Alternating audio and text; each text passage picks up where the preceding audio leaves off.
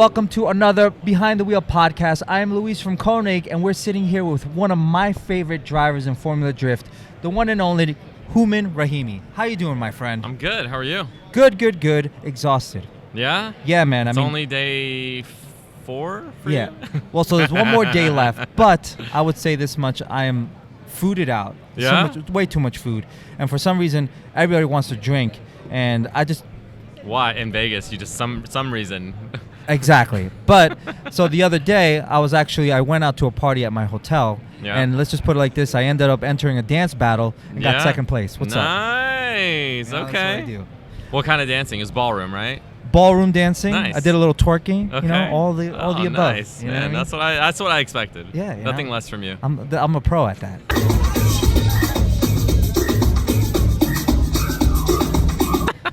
But so, how are you enjoying SEMA so far? Oh, this is my first time, so First time. Yeah, I've never actually been. Every year I'm like, oh, I should go. A couple weeks ago, I'm like, you know what? I'm gonna do it this year. I'm gonna go. So, Nice. It's a little expensive, but I'm here. It is, yeah. You know. But that's why you come here. I think one of the cool things about being here so far for me is the people that you get to see, the hands that you get to shake. Also, a lot of cool ideas that people come up with, which there's some cool ideas in this table that we're not going to talk about just yet, but it's eventually going to happen, hopefully. And yeah, that's what I've gotten from a lot of people here. Even the other day, I had Stefan Papadakis just sit there with me. Yeah? No clue that I'm fanboying out myself over here, but I'm just like, hey, what's up, man? Nice. So what's, as far as like SEMA, because I want to talk about SEMA so far, what is the favorite thing that you've done so far when it comes to just the show itself? For me, it's meeting some of the people I've been emailing and talking to on the phone. I've never met in person. That's like a big thing. Like I've literally, a lot of my partners, like I've never met ever in person because, it's always like on the phone or whatever. So just like being in their presence so they know, who they're dealing with. That's cool. Yeah. The other part for me is poker. I'm a big poker player, so I enjoy Vegas because the poker games here are a little bit more spicier and it kind of helps. It's my FD 2023 budget that I'm working on. So sorry.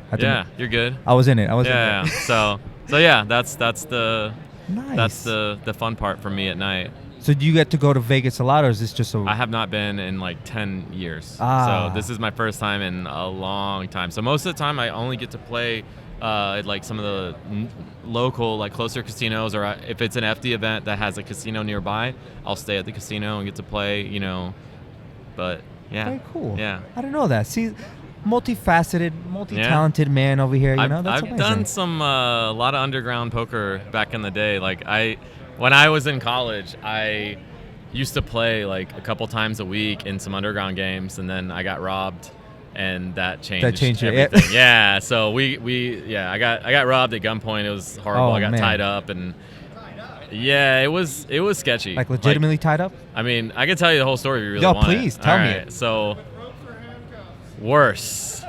So okay. So it was like in an apartment complex, gated community. We're playing in an apartment. Someone goes out to smoke. Next thing you know, like 4 people bust in and they're like, "Put your hands on your head." Like everybody's got guns. One guy has a baseball bat, and we're just like, oh. Now, how much money would you say was in that?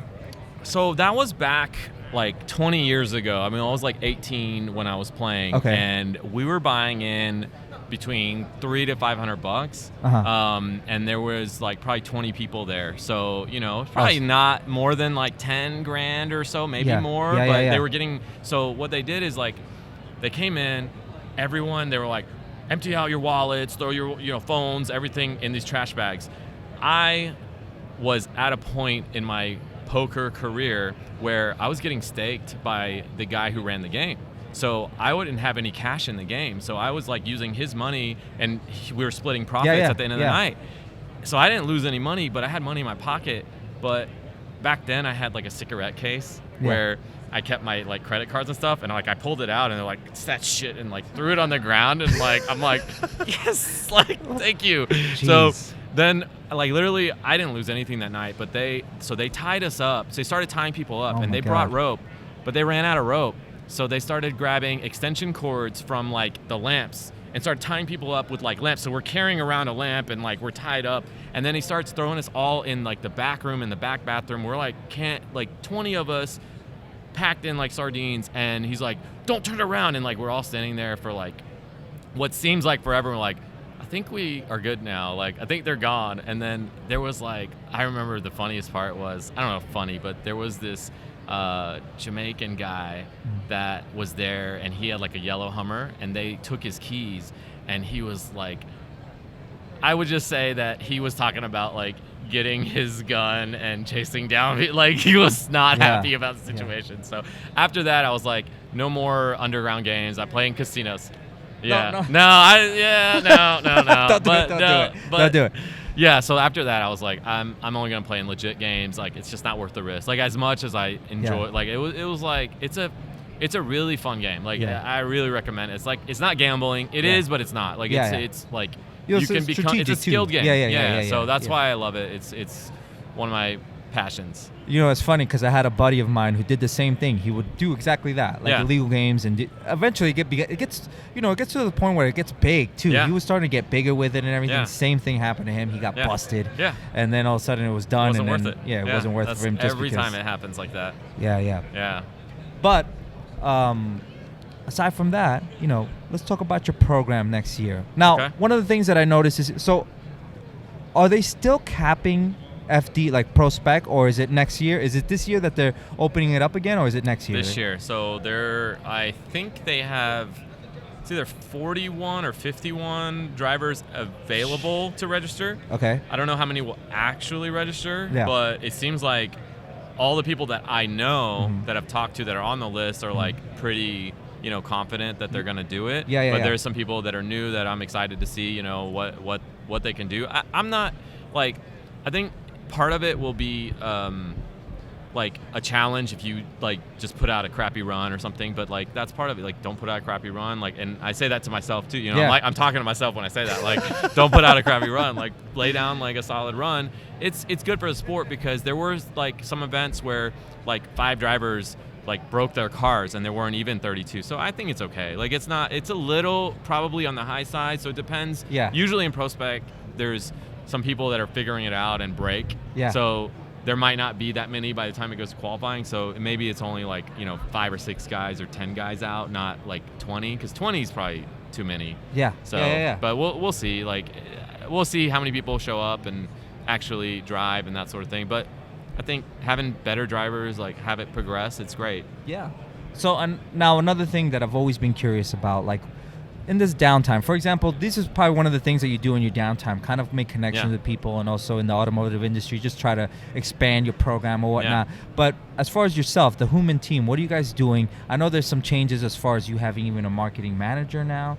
What is new for the Hooman team, and what should we expect when it comes to 2023? So, honestly, like, my downtime right now, last week I was at Import Alliance. Nice. Or actually it was Slide Factory. There was a Halloween bash, and then it was Import Alliance before that. And I've been just driving. Like, I've been driving and driving and driving. Didn't you just win also like a 5K or something? Or no, I won I got second place in the Riverside 50K a while back, but no, I've just been like driving. Your driving's been phenomenal, man.